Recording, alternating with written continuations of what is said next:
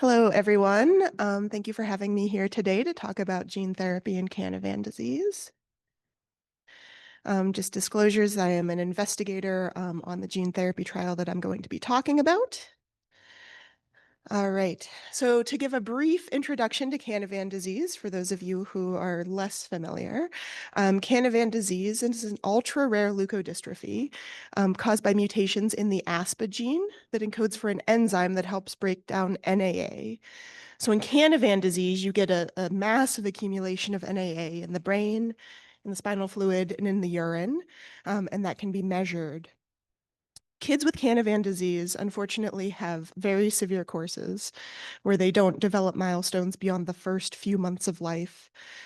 So they have accelerated head growth in the first year. They develop a pretty profound macrocephaly, poor or absent head control, a lack of visual tracking and development of nystagmus. They have tone abnormalities that starts with hypotonia and progresses to hypertonia over time. Later in the disease course, they develop seizures, and often this disease is fatal in childhood or adolescence. When you look at MRI in Canavan disease, there are really widespread white matter abnormalities. And you can see this from the very first months of life. So typically, for those of you who aren't a neurologist, you should see this nice dark color in the brainstem in the first months of life as the brainstem myelinates, and that darkness going to the top of the brain for developing myelination. In Canavan disease, even really in the first weeks of life, you see abnormal myelination in the brainstem, abnormal myelination in the supratentorial regions. The other marker of Canavan disease on MR spectroscopy is a massively elevated NAA peak compared to what you would typically see. So it's important to understand the disease trajectory here. So natural history studies have shown us that Canavan disease is fatal early in life, with the majority of children dying within the first 2 decades. And unfortunately, milestone acquisition is incredibly limited in this disease. So as you can see, it's really the minority who are gaining any sort of milestones beyond the first couple of months. So some of these kids are able to track visually.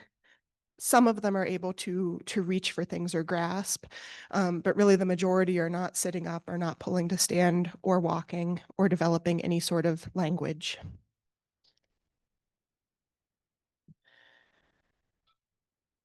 And I'm highlighting here that really a very small number achieve these more advanced milestones, such as walking with support.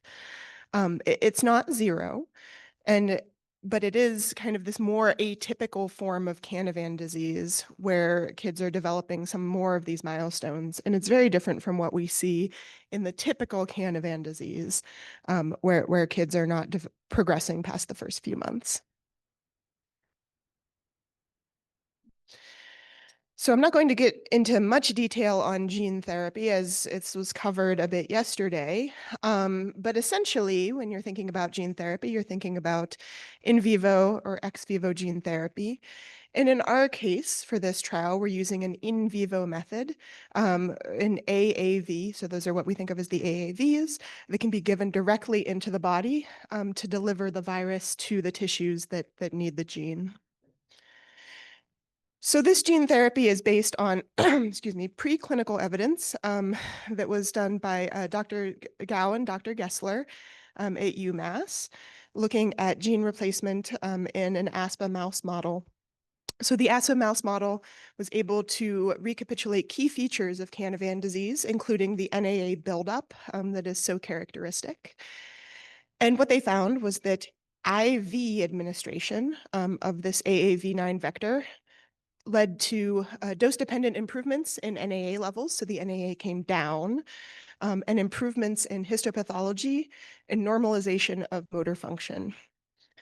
At the highest dose level, there was complete normalization both of the biochemical markers and the motor function.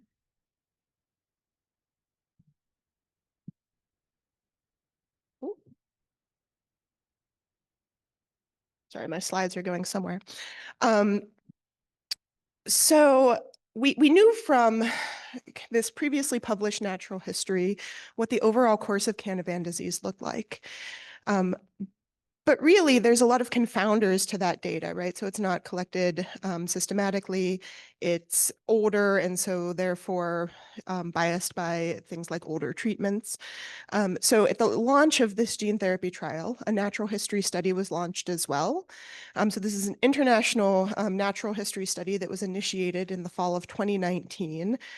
You'll note that date is important because it was right before COVID hit. But it was intended to provide a comparator group and help inform endpoint selection for the gene therapy trial.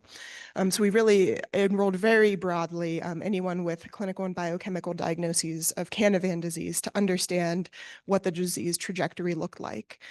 There was both a retrospective and a prospective cohort where we extracted data from retrospective medical records, but also performed ongoing motor developmental and neurologic assessments.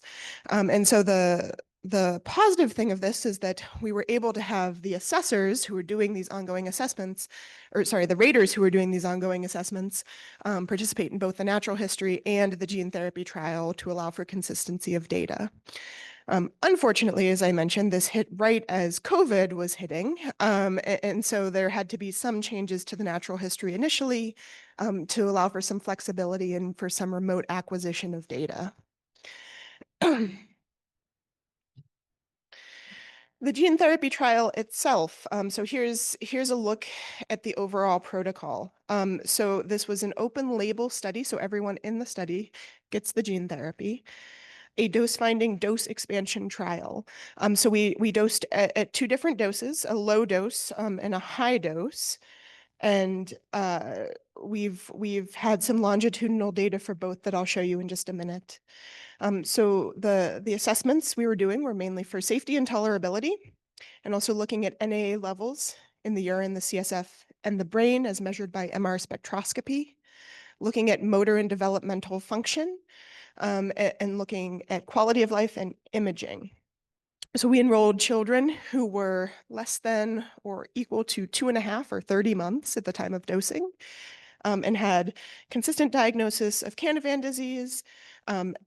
They were AAV9 antibody negative and did not have evidence of advanced disease. So we've dosed a number of participants. I'm showing you here that it's an IV dosing. So these kids come in, they get their IV medication, and they stay for about a week in the hospital while we monitor all of their safety labs. And here's some results. So this is looking at different functional measures or motor measures for all of our participants. And essentially green means that things have gotten better since dosing. Light gray, they've not changed, and dark gray, they've had some regression. And we've seen improvements in at least one domain in all of our participants, low dose and high dose. But in high dose in particular, we've seen more significant progress in multiple domains, and we haven't seen any evidence of regression. So I mentioned that we're collecting biomarkers, and we've long known that NAA is a major biomarker in Canavan disease for diagnosis because of the significant elevations that we see. But we're starting to understand that there's actually more prognostic information in NAA as well. So as part of our natural history study, we've found that there's actually a significant difference in NAA levels between the typical Canavan disease, so the kids that we're dosing in this trial, and the atypical that I mentioned earlier. So those couple of kids that might be doing things like sitting, pulling to stand, walking, those sorts of more advanced milestones. And so there's actually a correlation between urine NAA and that milestone acquisition. So in the trial, NAA has been one of our major markers, and we've measured urine NAA from baseline ongoing through the trial. And in all participants, we've seen very dramatic decreases in urine NAA after dosing. Notably, more significant decreases in those who've received the high dose than in those who've received the low dose. And what I'm trying to illustrate here is that all of the children in our cohorts started at this typical NA level, and after administration of gene therapy, their NAA levels dropped into that mild Canavan disease level. We've also seen changes in myelination. So here I'm highlighting the brainstem, although we've seen changes more broadly within the brain. And so these are all pre-dosing on the left, post-dosing on the right side of the red dotted lines. But essentially, we see abnormalities in the posterior brainstem in all of our participants with Canavan disease prior to dosing. And within months of gene therapy administration, we see normalization of the signal in the brainstem on T2 imaging. All right. And then to give an example of one of our patients, so this is her at 12 months. This was before dosing. You can see she's actually kind of more advanced milestone-wise than some of our kids. She's sitting, but she has low tone, she's kind of wobbly, and she's tripoding. She's not really able to sit up straight. This is her at 24 months. This is right after dosing. You can see she's still sitting. She's able to lift an arm, but she's quite ataxic and still very poor tone. And this is her recently within the past couple of months.